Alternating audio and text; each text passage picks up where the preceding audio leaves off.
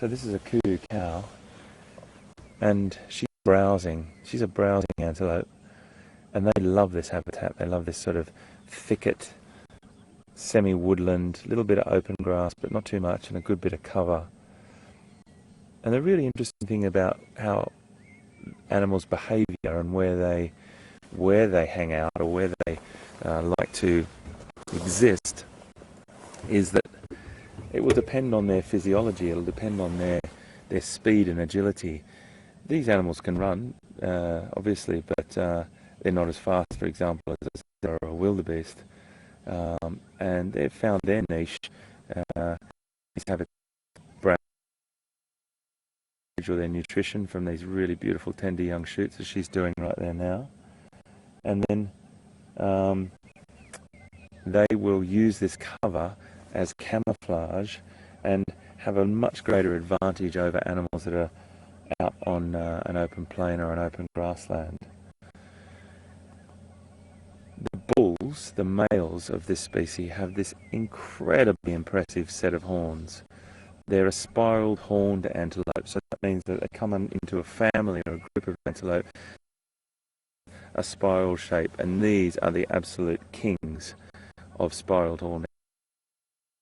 Come around, but they form these loose knitted groups in this habitat. There's 2 cows and their 2 sub-adult offspring,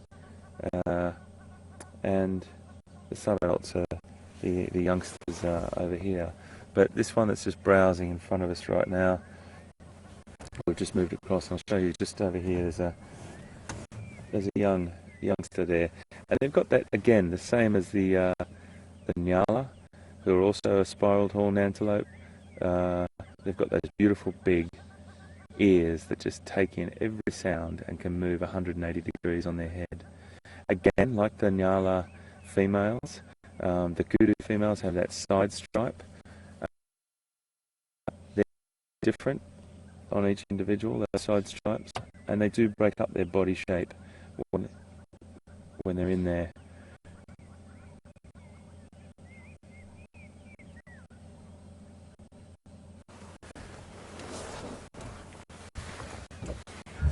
Okay, we might leave these guys to forage. We haven't got a lot of time left, so I want to try and see if we can find something else. Thank you very much, ladies. Beautiful, beautiful antelope. Very elegant.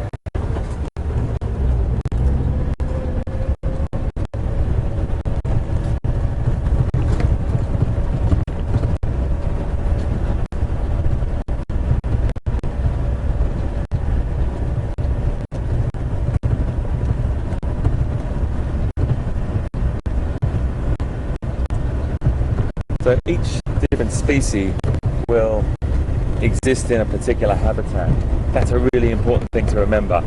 I'm sure many of us do, but when we're out on a game drive, it's a really nice thing to see when we go through. Oh, sorry.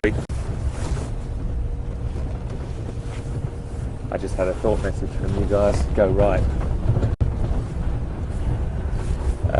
When you're going on a game drive, and we do drive through these different habitats, we'll see different species. Oh, goodness. Nearly drove past you. It's so easy to do, even for such a big animal. My dear friend, how is that? One of my favourites, and what a beautiful thing to finish on this morning with you all with me today on Safari Live.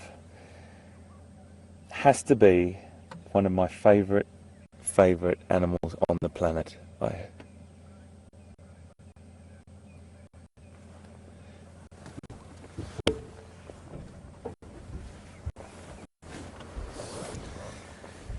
I think we're going to sit here for a little bit, my friends, and finish off today with this beautiful female giraffe, and I think that is her offspring just down behind there. You may be able to see there's another giraffe. He'll pop his head up. He's a youngster, a sub-adult, but we'll stick with this female. I love these animals so much. I've been working with giraffe now in and out of captivity for probably about 20... Goodness, it's a bit tricky to say this out loud, probably 25 years. And When I worked in a captive animal situation, when I first started off in my wildlife career, I was working with African mammals in a zoo, and I had the rare opportunity to hand raise or hand rear a giraffe. And I've got a great love and a great passion for these animals. They're just too extremely unusual to talk about in a short breath. So we'll take us out today on these animals, but we'll come back to them another day as well. What that animal is doing right now is browsing, much like what the kudu were doing. But these animals exploit an untouched bracket of the vegetation, a bracket of the vegetation that really only elephant can touch as well. There's no other antelope, there's no other animal really, or herbivore, plant-eating animal that exploits that band of sort of 6-8 foot above, and that's only elephant and giraffe. So they found this beautiful niche and they exploit it with great relish, as you can see. So she's browsing, and that animal has a highly modified tongue, which I'm sure most people have seen a giraffe's tongue in either a photo, or if you haven't, it's got this purplish tinge to it, and some scientists believe that it's got that colour pigmentation to protect itself from sunburn. Others, well, the jury's out with that, but some people say that, and that's because the animal spends such a long period of time with its tongue out of its head, browsing those small, beautiful, tender shoots off the vegetation. Now they do love acacia, they do love other species as well, but they will browse around and do that for a great percentage of the day. They sleep for short periods standing up, and they'll lie down a little bit like what we saw our nyala before, lying down ruminating.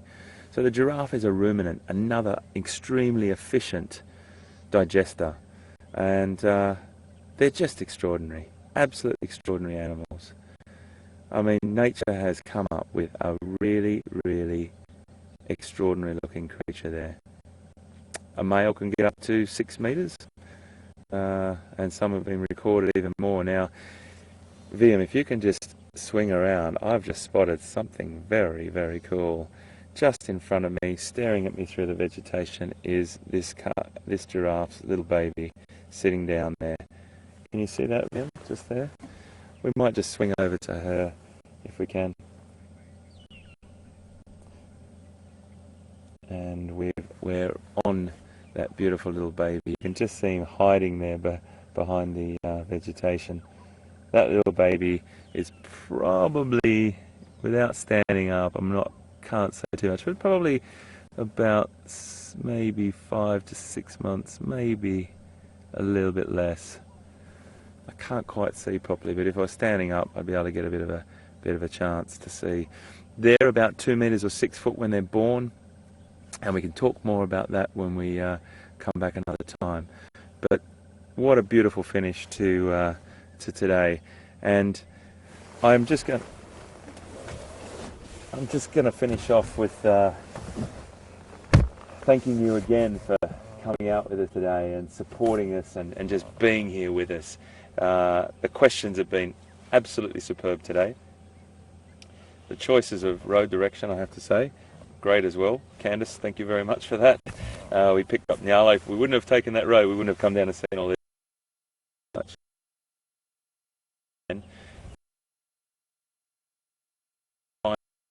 Up to Big Cat Week, and all you diehard Wild Earth TV fans that have stuck with us, thank you so much. And for our new viewers, welcome.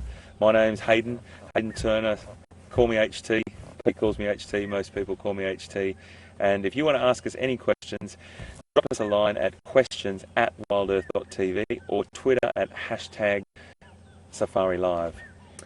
It's been a great pleasure to have you with us this morning. I'm looking forward to having you with us again this afternoon. We'll be back at about 4 o'clock our time, so check the website to see what zone or what time region you're in, and hopefully you'll be able to get on board with us again. Really lovely to have you with us, and I'll see you this afternoon. Cheers.